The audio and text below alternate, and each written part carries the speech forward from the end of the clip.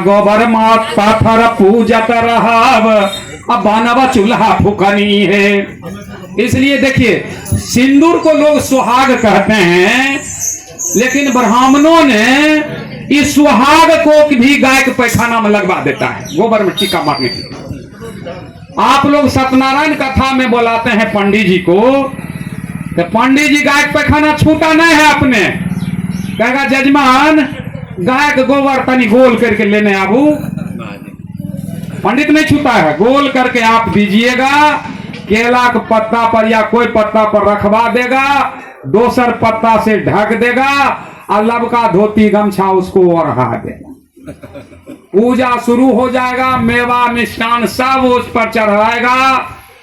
1-1.5 घंटा में पूजा हो जाएगा, सारा मेवा मिष्ठान पंडित जी के धोकरी में जाएगा और ठाकुर जी कहेगा कचरा में फेंक दो, एक काम भैया। ज्यादा कीमती चीज, अरे 2 पैसा 4 पैसा का मेवा मिष्ठान था, तुम लिया झोला में, अब भगवान को फेंकवा दिया, उसको भी रखो झोरा में। तो गोबर को गणेश नहीं बनाता है, देखता है सुदर्भा के गोबर दिमाग में ठूस आता है कि नहीं, और गोबर को भगवान जो कहते हैं मानता है कि नहीं। जब गाय का पैखाना हर चीज का मल मल है, और जब इसको भगवान मान लिया किसी पैखाना को, इसको दिमाग में कुछ छोड़ ठूसेंगे, डायरेक्ट जाएगा, कभी रुकेगा नहीं।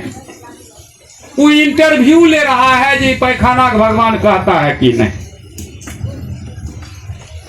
तो ये सोच है उसका, हम लोगों का सोच इतना है जो वो जो कहेगा हमको इधर से सोचना नहीं है, वो जो कहता है डायरेक्ट हमारे दिमाग में घुसता है। वो जो कह दिया हमारे पास काट करने का पावर नहीं है, बस इसी है तो ब्राह्मणवादी व्यवस्था। ये शादी विवाह में कौन कौन गीत गाते हैं महिलाएं, जो हमको पता नहीं, समझ में नहीं आता है। तो कहता ये है यही है हो ब्राह्मण बाबा, आधी आधी रतिया हो, जागल में जागल छै कुम्हारबा के बेटवा। केना न गावे छै हमरा याद नहीं छै, अब वो सुत रहते तो फिर गावे हमें। तो ये बताइए, ये गीत हुआ? हमारा किसी के घर में शादी होगा बेटा बेटी का, महिला कहेगी हे दीदी हे चाची हे ब्राह्मण वाला एगो गीत उठा हो। अब ब्राह्मण घर में भी शादी होता है, कखनो कहेगा एगो सुधर बोब लगाओ, कभी कहेगा? कभी नहीं कहेगा एगो सुधर बोब लगाओ। अब हम लोगों को कैसे बेवकूफ बनाया, एगो घुमा दिया पूरब, कहा तुम्हारा देवता सूर्य है, तुम चोटी बढ़ा लो। एगो घुमा दिया पश्चिम, कहा तुम्हारा देवता चांद है, तुम दाढ़ी बढ़ा लो।